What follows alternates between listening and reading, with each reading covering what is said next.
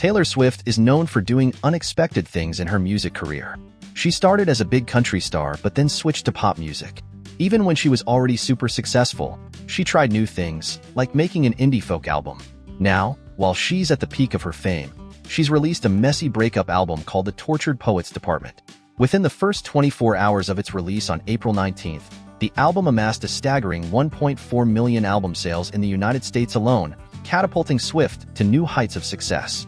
This meteoric achievement not only stands as Swift's most triumphant sales week to date, but also solidifies her status as a reigning powerhouse in the realm of music. If history repeats itself and the Tortured Poets Department claims the coveted top spot on the Billboard 200 chart, it will mark Swift's 14th #1 album, a feat that not only extends her reign as the female artist with the most chart toppers, but also positions her alongside the illustrious Jay-Z as one of the soloists with the most #1s. Yet, even amidst such illustrious company, Swift finds herself in the shadows of the incomparable Beatles, whose record-breaking 19 #1 albums remain an unparalleled achievement. In these 31 songs about heartbreak, Taylor Swift explores new ground. She sounds like she's going through a roller coaster of emotions like confusion, bitterness, fury, and vulnerability, but in a more beautifully chaotic way than ever before. Some people might wonder why she's doing this now, especially when she's already on top of the world with her stadium tours and Grammy wins. But that's just Taylor being Taylor. She's not afraid to take risks and try new stuff, even when it seems like she doesn't need to. This album is different from her other ones. It's not all polished and perfect like her earlier stuff. Instead, it's raw and real, showing her feelings about heartbreak without any fancy stuff getting in the way. In a world where a lot of singers play it safe and stick to what works, Taylor stands out.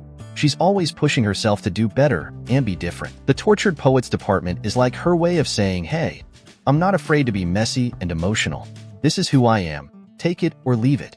If you're an aspiring singer-songwriter looking to hone your craft, Taylor Swift's songwriting prowess is a treasure trove of inspiration.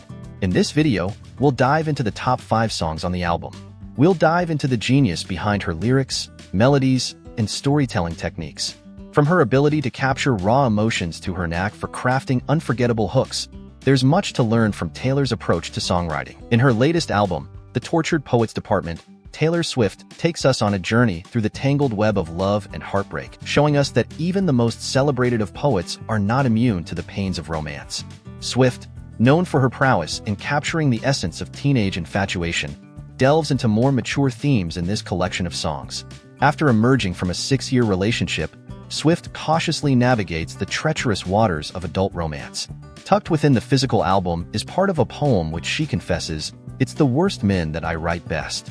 Each track serves as a touching reminder of the tumultuous nature of love, from the haunting melodies of "My Boy Only Breaks His Favorite Toys" to the introspective musings of Fortnite. Even if you've seen folks on X, previously known as Twitter and Reddit, dismissing this album, Swift doesn't seek validation.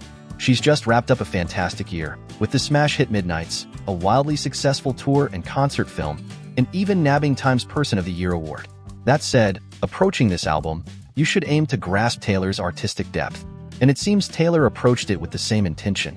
You'll connect with the themes here more deeply than you might anticipate. Let's start with song number 5. Down Bad by Taylor Swift paints a vivid picture of heartbreak and longing through its touching lyrics and emotive delivery. The song dives into the aftermath of a profound experience, possibly a fleeting encounter with extraterrestrial beings, which leaves her feeling lost and abandoned. This is seen in the first line where she sings, "Did you really beam me up in a cloud of sparkling dust?" This is an allusion to the phrase, "Beam me up, Scotty." Taylor feels like she was beamed up into a spaceship by one of her exes. She thinks he is so unique and different from everyone else on Earth that it feels like he's not from this planet. In the verses, Swift questions the nature of the encounter, wondering if she was merely a subject for experimentation or if there was a deeper significance to her experience. The imagery of being stripped of old clothes and left naked and alone in a familiar yet hollow landscape emphasizes the sense of vulnerability and disorientation. The chorus encapsulates the emotional turmoil, expressing feelings of desperation and resignation. Lines like "fuck it if I can't have him and I might just die. It would make no difference" convey a sense of hopelessness and despair, highlighting the intensity of the longing for something that feels unattainable. She knows that she's being crazy or behaving in a childish way, but the relationship is so emotionally intense it's the only way she can express herself. Down Bad is a raw and introspective exploration of heartache and longing, set against a backdrop of cosmic imagery and existential questioning. Song number 4. I Can Do It With a Broken Heart by Taylor Swift is an exploration of resilience and the facades we often put up to cope with heartbreak. The song captures the emotional complexity of dealing with loss while maintaining a composed exterior. In the verses, Swift reflects on the pressure to appear happy and put together despite feeling shattered inside. She acknowledges the expectation to fake it till you make it. This portrays herself as a real tough kid who can handle her emotions, even when they threaten to overwhelm her. The juxtaposition of the glamorous facade with the internal turmoil adds depth to the lyrics, highlighting the contrast between appearance and reality. Understandably so because, according to Forbes, Taylor Swift recently became a billionaire. She is the only musician to have earned more than $1 billion from her songs and performances alone. This puts her in a unique category with artists like Bruce Springsteen, who earned $1 billion from on the road touring. The chorus delves into the paradox of depression and productivity, portraying Taylor Swift as someone who outwardly celebrates. She sings, "Act like it's my birthday every day," while internally grappling with pain and longing. The repetition of, "You know you're good when you can even do it with a broken heart," emphasizes the resilience and strength required to maintain composure in the face of heartache. Throughout the song, Swift's vulnerability shines through, particularly in the outro where she admits to feeling miserable despite outward appearances. This raw honesty adds authenticity to the narrative, inviting listeners to empathize with her struggles. Song number 3. The uptempo So Long London by Taylor Swift explores themes of love, loss, and the journey towards self-discovery. With its haunting melodies, the song opens with a repetitive chant of So Long London, setting a somber tone that persists throughout the track. Swift vividly paints scenes of heartache and disillusionment, using powerful imagery such as fairy lights through the mist and wet through my clothes, weary bones caught the chill. This much akin to the weather in London, conveying the emotional weight of her experiences. In the first verse, Swift reflects on the efforts she has made to salvage a relationship, only to feel the strain of carrying it alone. The chorus confronts the harsh reality of unreciprocated love, questioning the depth of sadness one can endure before seeking liberation.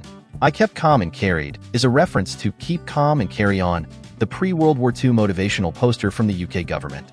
She dives deeper into the disillusionment, as she feels betrayed and abandoned by her partner.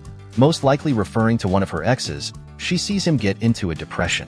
He pulls away and isolates himself. One of her lines says, "Pulled him in tighter each time he was drifting away.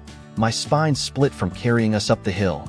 Here, Swift weighs her feelings of sacrifice and resentment, highlighting the emotional toll of clinging to a love that is no longer sustainable. She realizes that helping someone out of their depression isn't always so easy. In the end, Swift finds solace in the realization that the love she once cherished has become a burden. She acknowledges her own strength and resilience in moving forward, bidding farewell to a chapter of her life with bittersweet resolve. Song number 2. Thank You Amy by Taylor Swift is a powerful and introspective song that dives into themes of resilience, growth, and forgiveness. At first glance, the song technically frames a tormentor from her past. However, her fans speculate otherwise as the capitalized text in the title spells out Kim, making reference to Kim Kardashian. To be fair, it's not Kardashian's fault that she was dragged into drama with Swift. She just happened to be married to Kanye West, and defending her now ex-husband made things pretty complicated. In 2009, West infamously interrupted Swift's VMA's acceptance speech, declaring that Beyoncé should have won that particular award instead. West subsequently apologized, and it seemed that everything was okay. Until 2016, when West dropped his Life of Pablo album, which included offensive lyrics towards Taylor Swift on the song Famous. Through the lyrics, Swift narrates a journey of overcoming adversity and finding healing in the face of past pain. In the verses, Swift vividly paints the picture of her hometown, where memories of Amy, a figure from her past, looms large. There's a palpable sense of struggle as Swift recounts the emotional turmoil inflicted by Amy's actions, from physical altercations to public humiliation. Despite the hardships, Swift's resilience shines through as she acknowledges the impact of Amy while asserting her own strength and determination to rise above the pain. The chorus serves as both a cathartic release and a moment of reflection. Swift compares the anger and hurt she once felt with a sense of gratitude for the lessons learned and the growth achieved. It's a testament to her resilience and inner strength, as she acknowledges the scars of the past while embracing the healing process. The bridge adds depth to the narrative, highlighting the transformative power of music and creativity in coping with adversity. Swift recognizes the influence of her experiences in shaping her artistry and identity, acknowledging that her journey wouldn't be the same without the challenges she faced. However, fans also speculated that the line, "I wrote 1,000 songs that you find uncool," refers to when Kim Kardashian has previously stated that she was actually the biggest Taylor Swift fan in a 2009 interview. Later on in the third verse she sings, "And one day, your kid comes home singing a song that only us two is gonna know is about you." Fans see this as a possible reference to Northwest and Kim, who posted a TikTok dancing to "Shake It Off." This is despite the lyrics referencing Taylor's haters who, at the time, included Kim and Kanye. Nevertheless, the song's conclusion with its repeated refrain of "Thank you, Amy," encapsulates Swift's journey towards forgiveness and acceptance. It's a powerful acknowledgement of the role Amy played in shaping her resilience and, ultimately, her success. Despite the pain inflicted, Swift chooses gratitude over bitterness, finding closure and peace in the process. Song number 1, "Fortnight," by Taylor Swift featuring Post Malone, is a beautiful exploration of fleeting love and its lasting impact. Swift's lyrics dive into the complexities of longing and regret, painting a vivid picture of emotional turmoil.